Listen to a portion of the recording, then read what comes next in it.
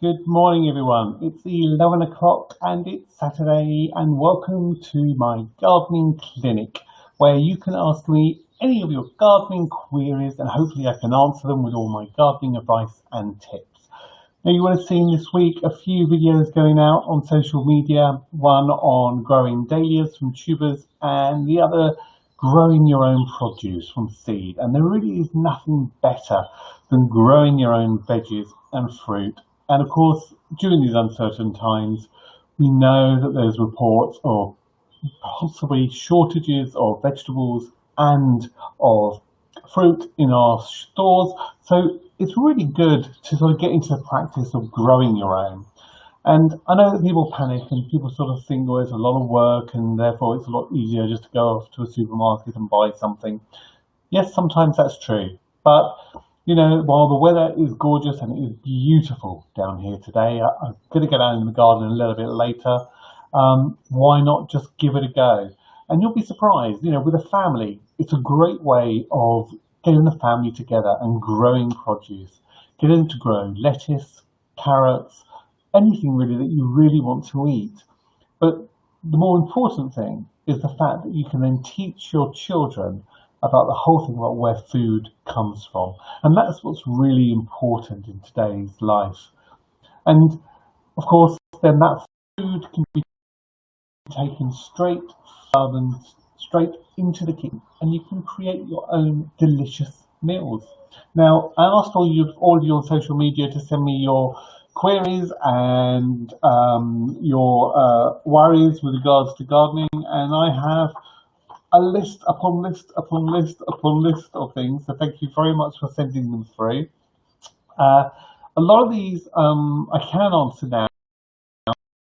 Also follow up with a gardening video as well, because sometimes it's a lot easier just to remember something when you actually see it being done. So I've got a query now. Unfortunately, all of my queries, I've lost who sent them.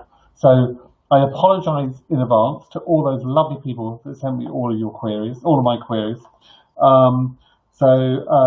Please don't be offended. I will just go through and answer them as best I can. Good morning, Randy Pigeon. One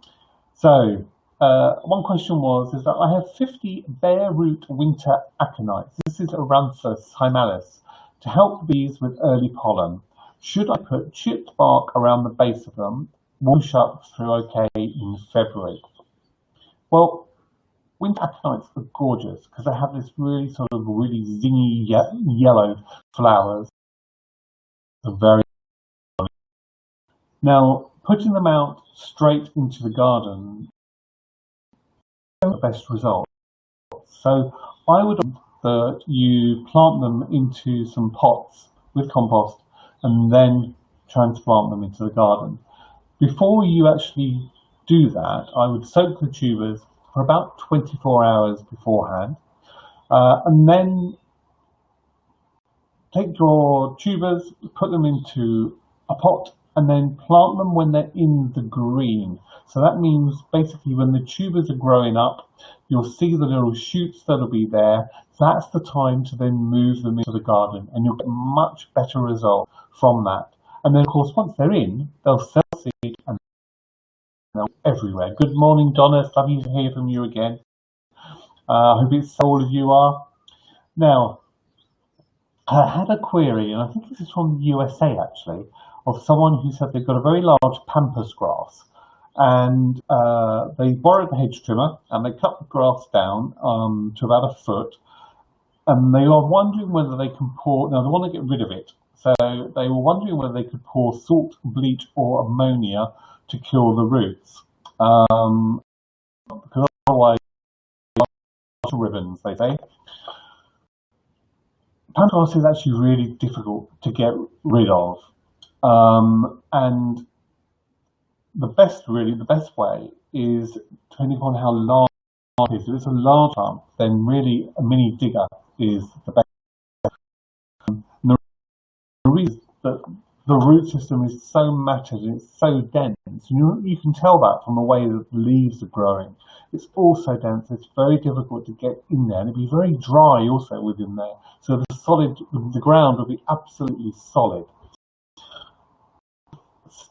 Stress and urge people not to pour things like bleach or ammonia onto plants, because what that's going to do is that's actually going to get into the soil, and what you're going to do is it's going to harm the soil, it's going to harm any wildlife that's there, and it's going to harm any pollinators that will be around. So I would urge people, please don't do that. I know it might be tempting, you don't really like. And also bleach and ammonia, if you've got your pampas grass among other plants, if it gets onto those other plants, you will possibly die. So please don't do that. It's not a nice thing to do. I had a query of someone's holly tree that was in a pot outside their front door, and they said that it's dropping its leaves at an alarming rate. Any ideas why this would be? Thank you. The simple answer is that evergreens, such as holly, will shed leaves. Now, people assume that because it's evergreen that they won't shed leaves. They will shed leaves, and actually early on in the year they do shed leaves, and it's a natural occurrence. So please don't be too alarmed.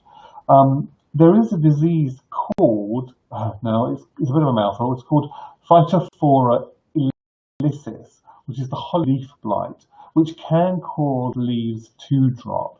And that happens really when it's raining and you've got cool weather. So obviously we've had quite warm, dry weather. So I think it's probably just the natural occurrence of the holly dropping its leaves. All I would say also is that you're growing it in a pot, and of course hollies can get quite large. So depending upon how long it's been in that pot, it may be worthwhile taking it out, removing all the soil and planting it in new compost, maybe into a slightly larger pot as well. You've also got it sort of just under what I could tell from the drip line of the house. And what I mean by that is where the eaves and you sort of get this shadow where the rain just doesn't fall. So it may not be getting watered on a regular basis. Now, if you are watering it on a regular basis and it is still dropping leaves, then it may be the leaf blight. But I'd probably say in the first instance, don't panic. It could be natural. Then second, take it out of the pot. Just look at the roots. See if the roots are happy. Are they healthy? Really nice and fibrous? They're going to be sort of dry and snapping off in your hand, because that's a good sign to show that they aren't being watered well enough. And then put in some really lovely fresh compost, maybe put in a bit of blood, fish and bone, or some gromor, or even some chicken manure pellet, just to give it a bit of a kick and a bit of feed as well, and see how that goes. The other issue is, if you've got it growing in a pot or also in the ground, the holly leaf blight, it sort of spreads by rain droplets, and when the rain drops on it, it then bounces onto the next, bounces down, and eventually bounces onto the soil, and then it will get into the plant. So it's always advisable also with hollies to underneath her, because that will stop it. It will stop that from happening. And especially growing your holly in a pot, then I would suggest and urge to also plant something in the pot that will just tumble over the sides and stop that from happening, because that way you'll stop that transference of those water droplets containing that is down into the soil and then back into the holly. So I answered your question on your holly. So as I say, just take it easy, don't panic. Evergreens do shed their leaves. And if it does carry on, then please get back in touch and we can see what else we can do. So I'm going on to the next page. There were a few other ones that, because I'm going to show in videos, and it's things like pruning roses, especially shrub roses, when to do it, to do it, what it is you have to look out for when you do it as well. So that'll be coming up in a video very, very shortly, the right sort of time to be doing that. Now this is one that will obviously be coming along, especially because people will be planting, and of course it's the problem of red beetles, the lily beetle. And the question I had was the problem with red who voraciously devoured all my lilies last year. I'm so sorry. I found them a few days ago in the lily pots. I have a guide dog and I don't like to use chemicals. Last year I manually removed them into a jar with soapy water. I'm not sure what to do now when they are actually in the soil. All my lilies are in pots. Good morning, David. It's very nice to hear from you as well. Oh, good. I'm glad to hear you can hear the songbirds in the background. It's a lovely sound, isn't it? So, going back to the red beetles. Red beetles on lilies, they're horrible things. And they're young or their larvae are. So the red beetles, first of all, you'll see them on lilies, and they like to procreate quite a lot, and you'll see them quite often on the leaves. The problem is that if you try and go for them, they invariably drop and they land on the soil, and they actually land upside down. And because they're the same colour as the soil, you can't see them. Now, sometimes the males will sort of munch away at the leaves, but it's really the larvae that do the main damage. But you want to stop the red beetle from actually laying the eggs and therefore the larvae. If we go back to the larvae quickly, so the larvae, they attach themselves to the stems, and then as they munch away on the leaves, they then excrete all of that and put it onto their back, and you end up with this really yucky, slimy mess that's on the lilies. And it's very, very horrible. All I would say is that the best way of dealing with it, first of all, the red beetles, if you've got them in a pot, even in the ground sometimes, if you've got enough space around it, put down some newspaper or pieces of white paper around the plant base, then shake the plant, and then that way, when the red beetles drop, they drop onto something that you can see them. You can then pick them up. You can do whatever you want with them to get rid of them. You can squash them between your fingers, or you can put them onto a bird to enjoy. So that will sort of then help to stop the laying of the eggs, and then the larvae will come out. With regards to the larvae, it's a horrible job, but if you don't mind doing it, I would just take your fingers, just rub up and down. It's a really horrible feeling, I know. You can also sort of spray them off with a sharp spray with a sort of soapy solution as well. But there are some lilies which aren't affected as much by the lily beetle, and they're still beautiful and they're still wonderful. And one of them is Henryii, which is this beautiful orange lily with black spots. And if you leave it in the ground, it will actually spread into a really nice sized clump. And lilies don't really like going for it. Same goes for Black Beauty, which is one of the most resistant. And this is the red and sort of white lily flower with recurved petals. That means the petals curl back on themselves. And they have these very dark spots on them. But they're great because both of those are very, very resistant the lily beetle. Oriental lilies are also less prone, but they do as well. But what you've also got to remember is anything within that lily family, so things like fritillaries, for example, that might be out now, lily beetles will be attracted to those as well, and they can start spreading them from your lily beetles to your fritillaries and other plants within that group of families. So you need to get on top of it. All I would say is if you're growing them in pots, just keep a regular check on them, lay the soil down, and then that way you can then dispense of them.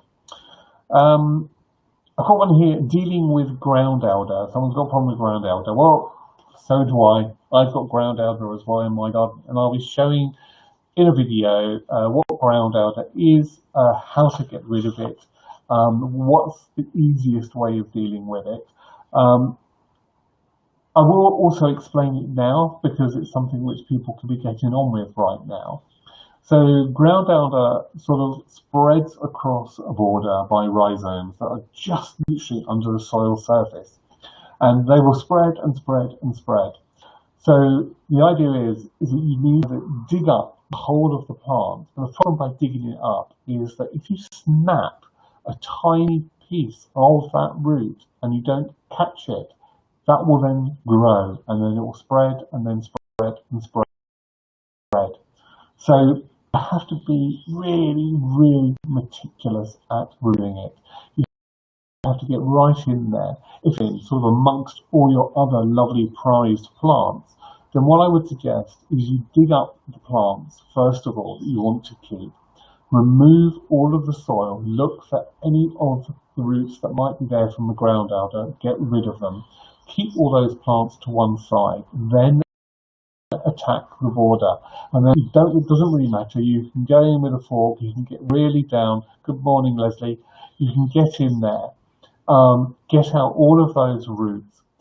Another way of trying to keep on top of it is to use, now I don't know if you've seen these, it's a weed killer which looks a bit like a deodorant stick, and you just wipe it onto the leaves.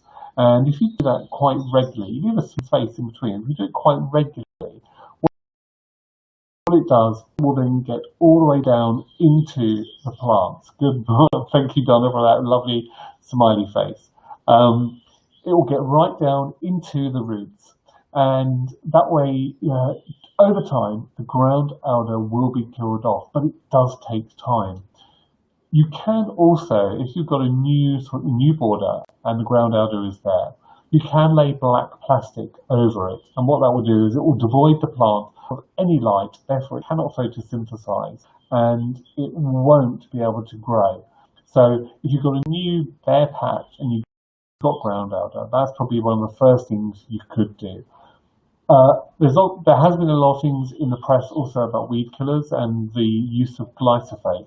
Glyphosate is one of these weed killers which uses the roll-on method, but also, so if it's a new site, spray it as well. But I would probably go down the black plastic route. It's a bit more organic. You're not sort of then possibly harming anything else within the garden.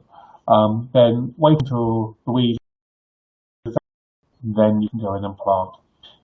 Going back to the plants beforehand, if it's within a border already and you've removed those plants, you've got rid of all the ground elder, you've got rid of all of the roots, and sometimes you need to sieve the soil to make sure you've got rid of it all. Then you can put your plants back, maybe add a little bit of fresh compost and a bit of a slow release fertilizer, and away you go. And then of course, if you do suddenly see one that pops up, because it invariably does happen, you can quickly act on it, get in there very quickly, get rid of the plant completely with its roots. So I hope that's answered the query, but I will also be showing that in a gardening tip video. Order, this is to dealing with pruning of fruit trees, and in particular, apples, pears and plums. Now again, I'll be showing this in a video because we have a little small orchard here, and we have apples, pears and plums. Early April, sorry.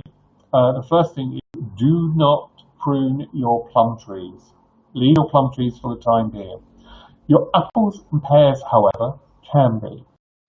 The best time to prune them is when the trees are dormant. So that's between November and March. Now, you've probably got just enough time because we're only the 4th of April.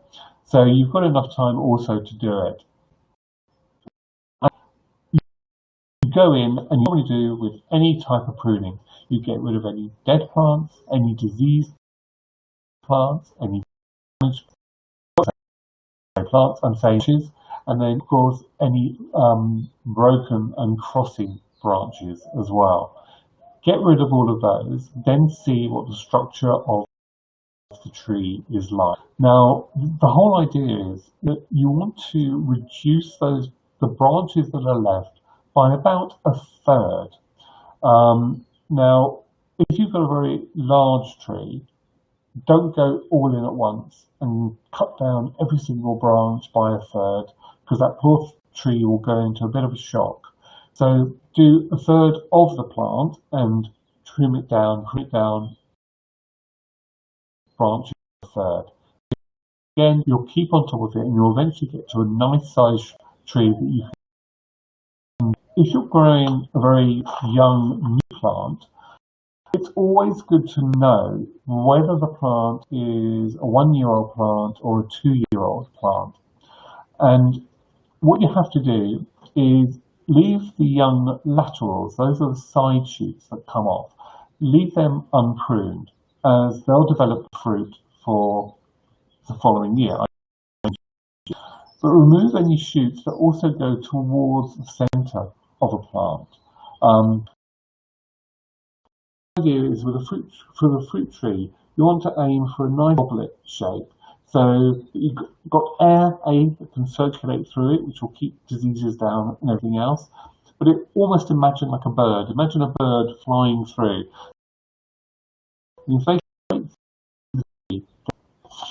You also want to prune to an outward-facing bud.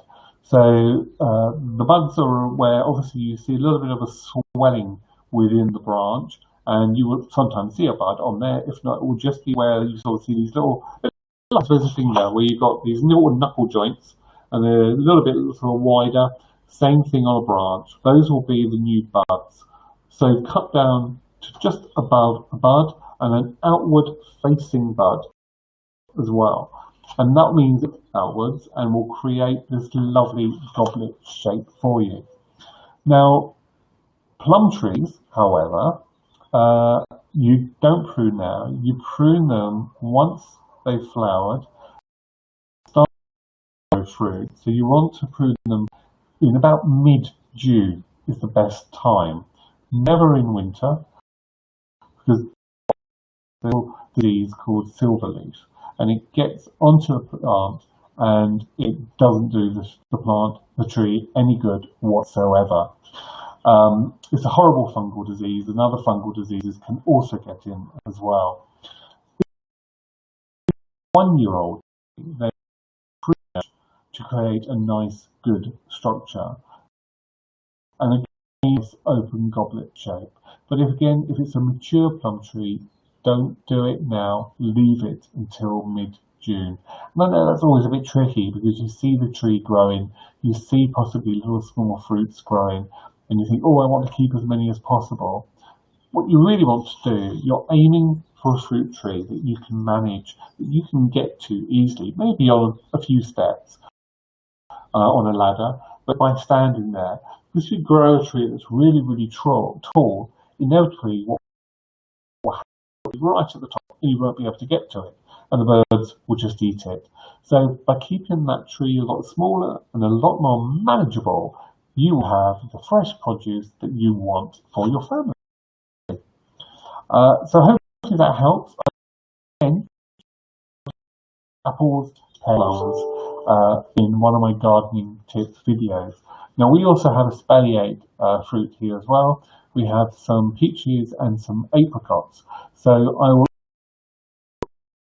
show how those fruit, because of course that's what we're after. We're after the most delicious fruit that we can get. I have another question, which is what vegetables, if any, in a semi-shaded area, as the homegrown food is a must this year with the coronavirus? The good news is there are lots of veggies that you can grow in semi-shade. However, I would urge people initially to grow first in little modules or into seed trays, and then transplant and grow them on, and then put them outside into the garden, into that semi-shaded position. The only reason for doing that is that you give the plant a bit more of a chance right from the beginning, and it gets going, gets its roots going, and then you can get out into the garden. Maybe enrich the soil in that shaded side. It's probably why. Add some homemade compost or lard or whatever you can, or whatever your hands on, just to improve. And then maybe sprinkle on some blood, fish and bone again, a nice slow release fertilizer. Then you can add your plant.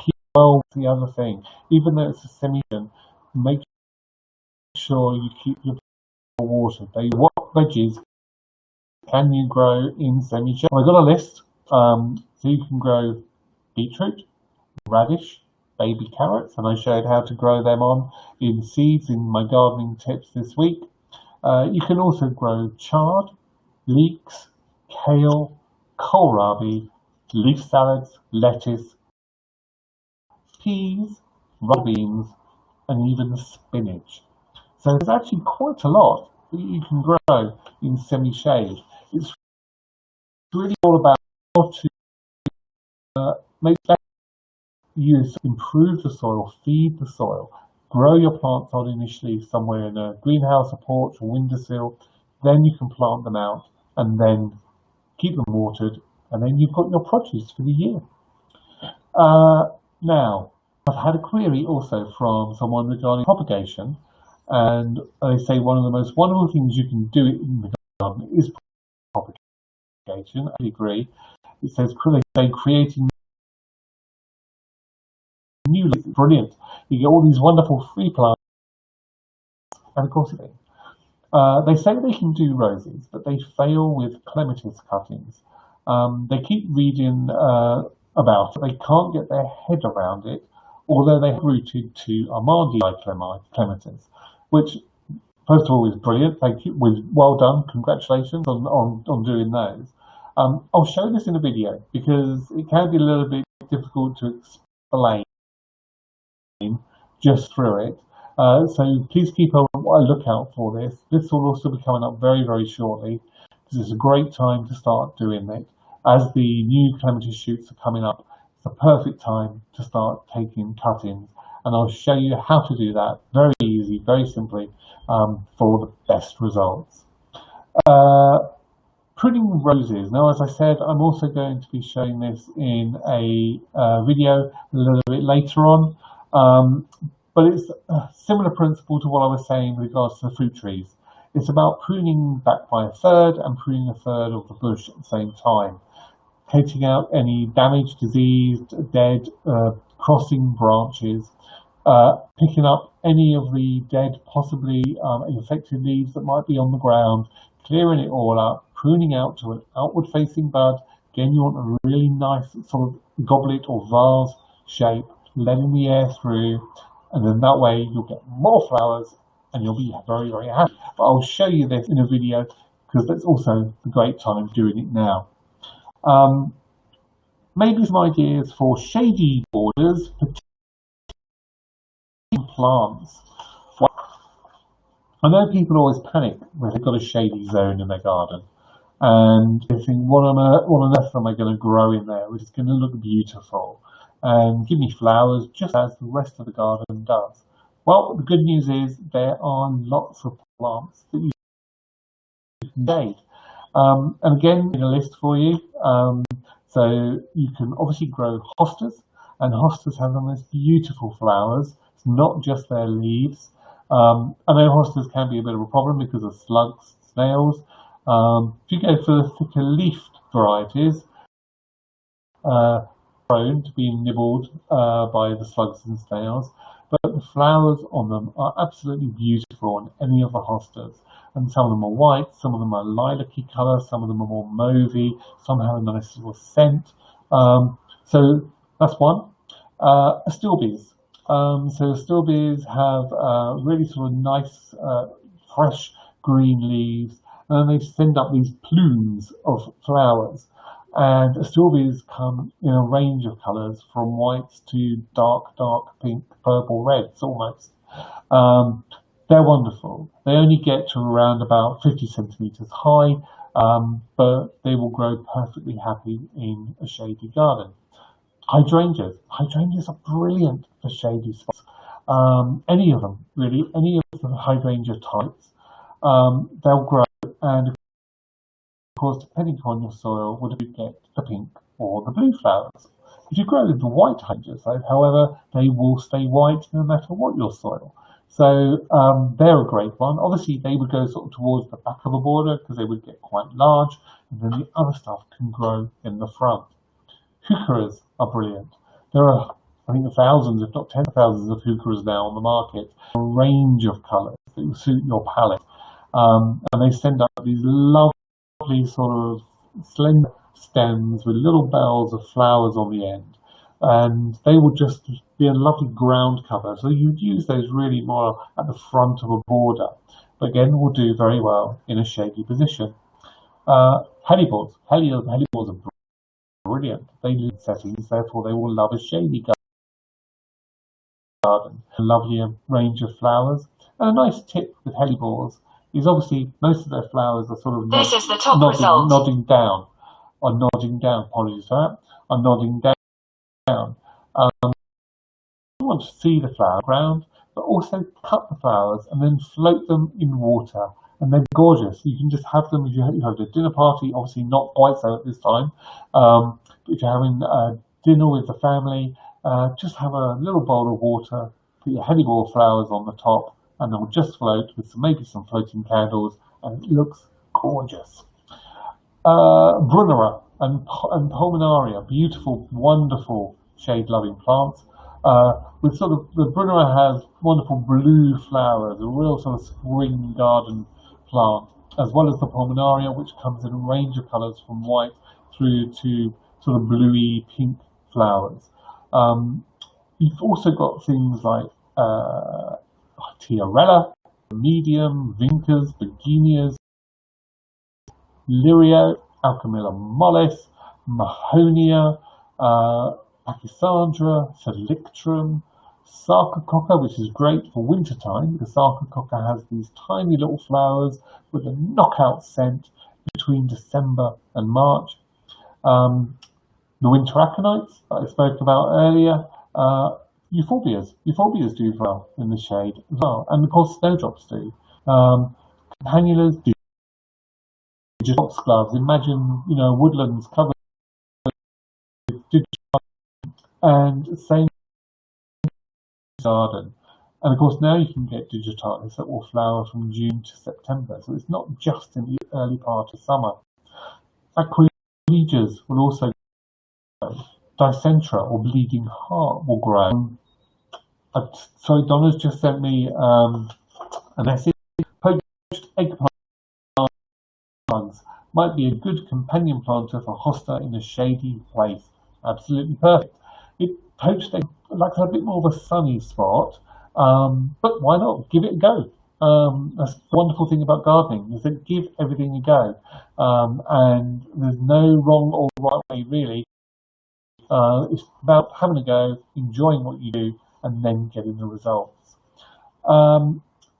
Just to finish off on the list, we've also got cranesbill geraniums, Astrantia, beautiful cyclamen, which you can have spring cyclamen as well as autumn cyclamen, and the last but no least, Solomon's seal, which is now called Polygonatum cross hybridum.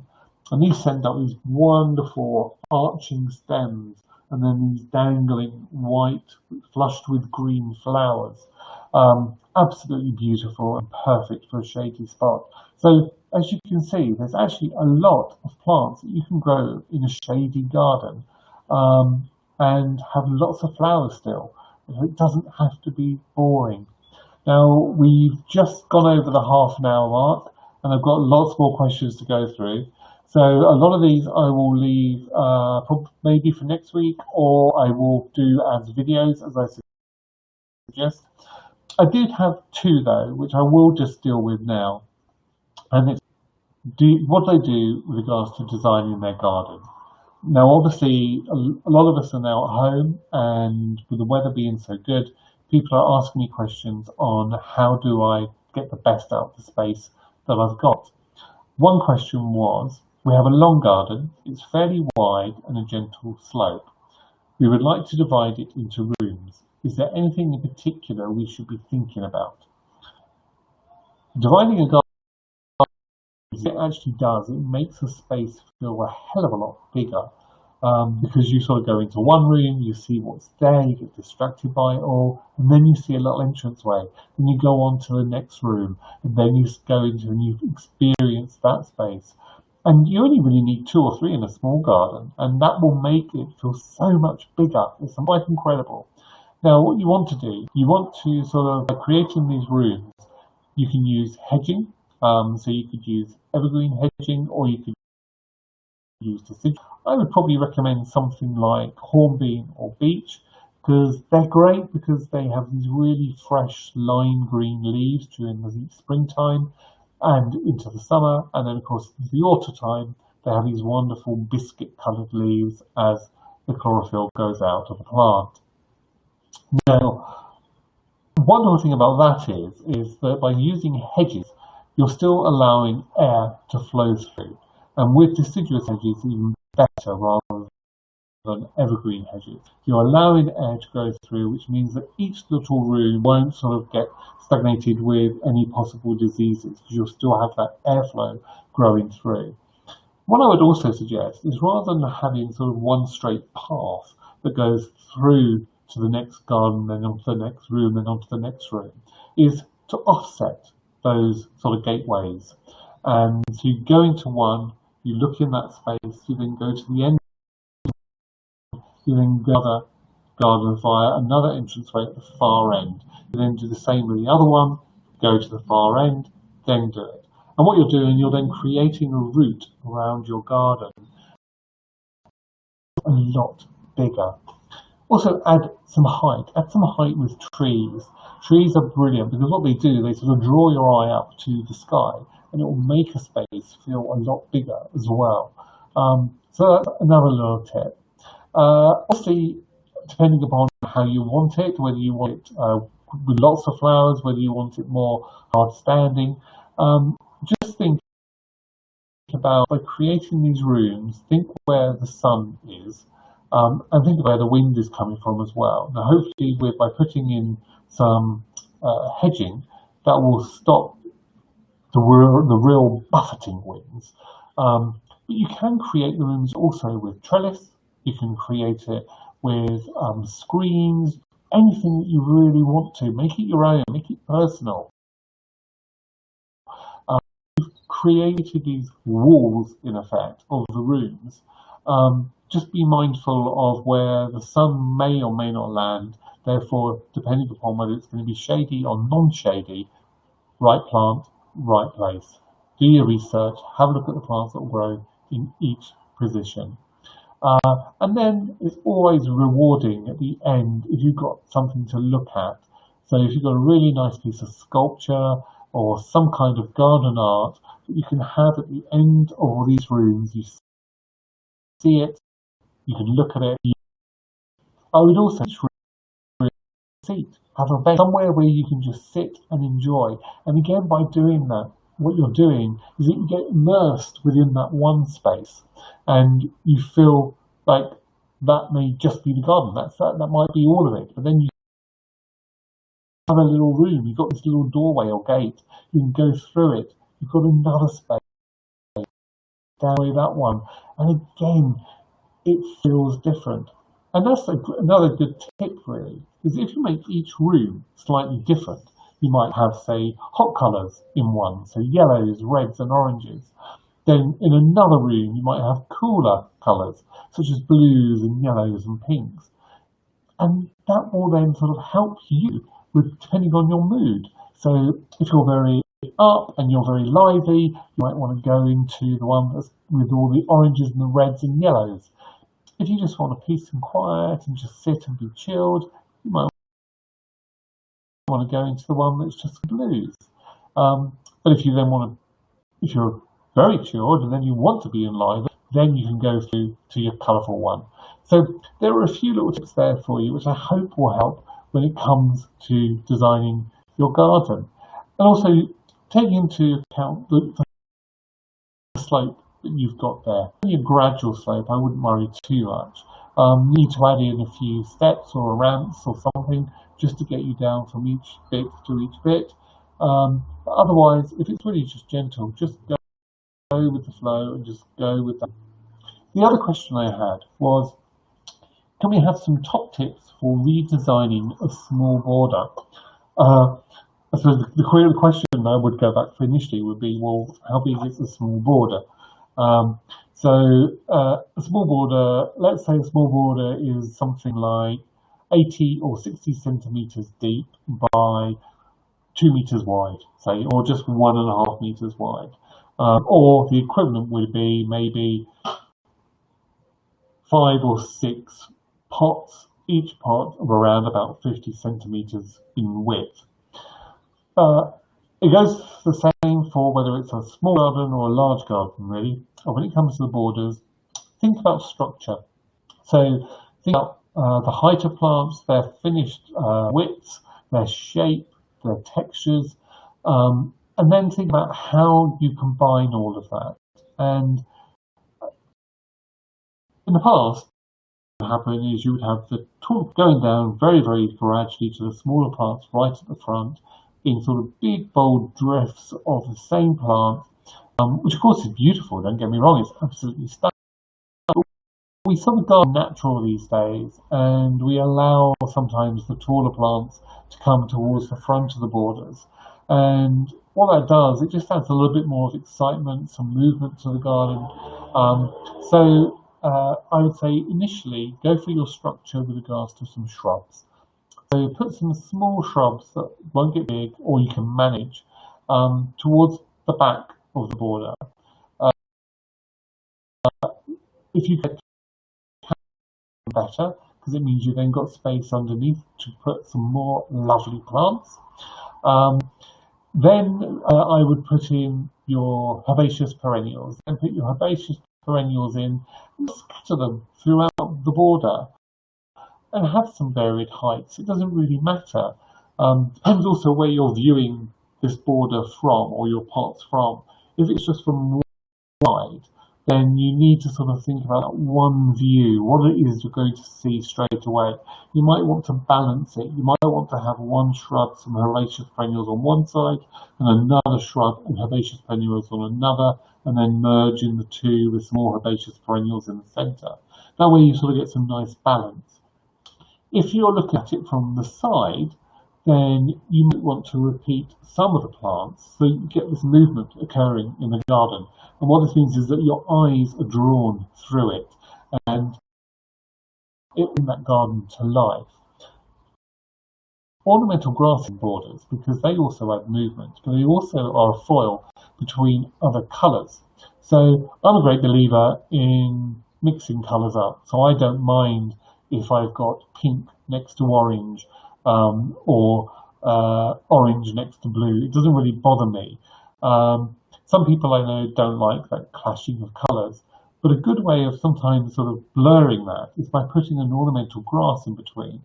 And what you do is you get your pink plant, you then get your ornamental grass, then you get your orange plant, and that grass somehow blurs those two colours together, and it doesn't clash at all. It's quite incredible. I would also say keep it simple. There's the urge always, I know, to go mad when it comes to plants and put one in of absolutely everything. And it sort of looks a bit bitty if you do that. So I would always say go for more of one particular plant and then more of another plant. And if you've got a list of plants, say for example, you've got this 1.2, 2 meter wide, 2 meter length border by 60, 70, 80 centimeters deep. Think about how many plants you're actually going to need in that border, and that will be about the spread of the plants. And then halve your list of plants. I know that'd be tricky to do, but halve it and then see how many plants you have left. You may then have to halve it again, but what you're doing is you're honing down each time to your favourite plants. And it means that when it goes into the border, it has a more cohesive feel about it, rather than, as I said, being a little bit bitty here and there with all these different types of plants going in. So I hope those are a few helpful tips on how to create a small border. If you've got a row of pots creating this length, then again do a similar thing. A larger shrub in one pot, you might have some perennials or annuals in another pot, and then some sort of ground covers in another one. Mix them up, mix them around, mix the heights, all different heights together, and then sometimes add a nice tall one like a Verbena bonariensis or dill or something, which is very transparent through it, and have that towards the front. And again, it just adds that little bit of interest to the borders. Well, guys, that's can you believe it? That is actually 45 minutes gone. I don't know where the time goes on these in the morning. As I said, thank you so much for your list of questions. There are many, many, many, many of them, which is great, and I will cover them. I will promise to cover them. And I will also turn some of them into little gardening video tips to share with you throughout the week. I hope you've been enjoying these. There are many, many more to come.